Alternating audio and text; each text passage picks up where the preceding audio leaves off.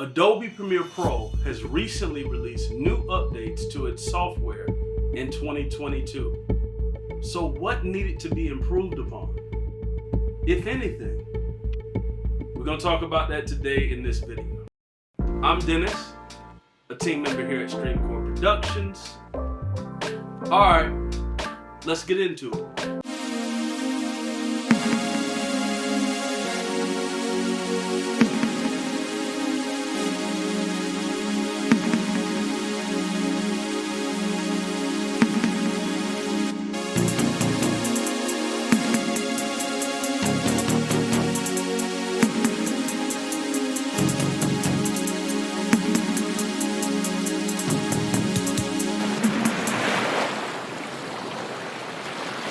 If you're interested in donating to the channel, please go to Cash App and search $DJS MO37, or you can send your donations to PayPal. The email address is contact@streamcoreproductions.com.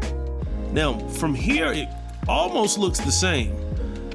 Now, if you're not new to Adobe Premiere Pro, you know when you hit New Project, it went straight into the interface. But when we hit it now, it actually pulls this up. In the old Premiere Pro, you could get to a screen that was similar to this, but this didn't come up automatically.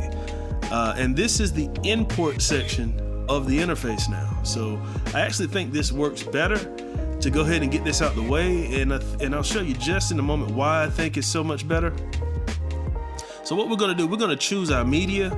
You can either choose everything by just going and collecting this way by just pulling everything in. I actually like going in and choosing my media individually because I have SD cards and external hard drives and everything, and I'm not going to need every clip that I shot and other clips that may be on the SD card from other shoots. So you can choose them individually. For when you had to look up media in Premiere Pro, it was extremely hard to find the download section, because a lot of times you would download, let's say you downloaded some stock clips or something somebody sent you that you're working with, and it would be pretty hard to find those stock clips or assets that you downloaded. So you would have to download those clips, then individually move those clips to your desktop, which was kind of time consuming and annoying. So now, as you can see over here, we can see everything we need: video samples, pictures, music, movies, downloads, documents, and desktop. So if I did have something in my downloads, I could just go to my downloads section, and right now I don't have anything there, and I could access it really easy, get everything I needed, and then go down here and I would hit create. And when I hit create, when you were pulling stuff from here, sometimes it wouldn't grab and you would have issues with grabbing the content. But now when you hit create, everything is on the timeline. And these are clips from clients that I've had in the past.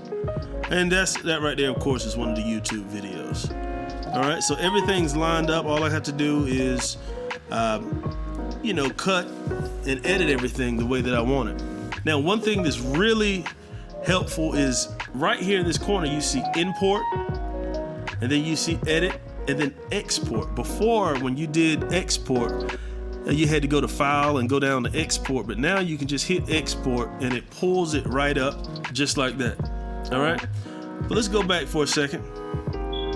Let's see what else is new. If this video is helpful in any way, you definitely like our other content, make sure you subscribe to the channel, like the video, and leave a comment. Now, if you notice, you don't see color and everything across the top. If you don't see that, all you do is you go to this button right here. So we're gonna go up here and we're gonna hit Show Workspace Tabs right here. We click that, and then I can actually go right here and pull this over. And there you go. I have everything I need: assembly, editing, coloring, effects, audio, captions, and graphics. And everything is right there, so I can switch between them just as I did before, and I have everything that I need, including my coloring and everything.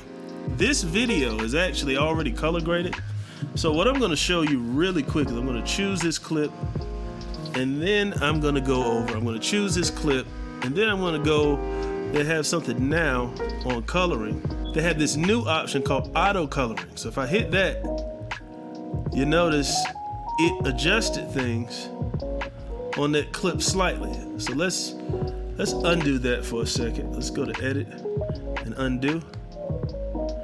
And you saw the difference. Let's look at it one more time. So it actually brightened the clip up some. Me, I usually go on the darker side of things. It's more of a cinematic look, in my opinion. Your editing might be a little different. Now, what they do suggest is that before you do any auto coloring, you go and you apply your LUT. Now, for this example, I'm just going to use the first one right here. And as you can see, that's a lot of times you put those in and it doesn't really work the way that you want them to. As you can see, the Luma color scopes all over the place. I usually like to keep things between, let's say, 10 and 90. But then we hit auto, and it does bring it in some so that our lines are not touching all the way down. Still not to what I would like, but it looks a lot better. Let's go to reset. You see there, and then we do auto, and it color grades it pretty well. I know how to color grade it. I know how I like my clips to look. It depends on the emotion that I'm trying to convey, but it is handy for those who don't know much about color grading, especially if you're doing something like YouTube videos that don't have to be absolutely perfect. If you are here and you do videos for other people, you really need to go check out some of my color grading videos on the channel. It can definitely help you if you're trying to get into color grading. You are going to get a better result, in my opinion, if you learn how to color grade on your own. Okay, so now we're in the effects panel, and everything in the effects panel pretty much looks the same. I don't see anything different. All right, and here's another effect. Let's say we're in editing, and I know back in the day, well, last year, I said back in the day, but actually just last year, you would have to try to see a video full screen. You would have to do one of these numbers where you're pulling everything and stretching it out as much as you can to see it, but you really could never get it to full screen. And so now they've added this right here, which says maximize video output. If you click that, you actually get full screen video, which is really nice when you're editing and you want to make sure something's right, or you're watching your final cut and you really just want to see the entire video up close and make sure that everything's sharpened the way you want it and all the details. And then when you want to get out, you just hit escape and you go back, and there you have everything you need.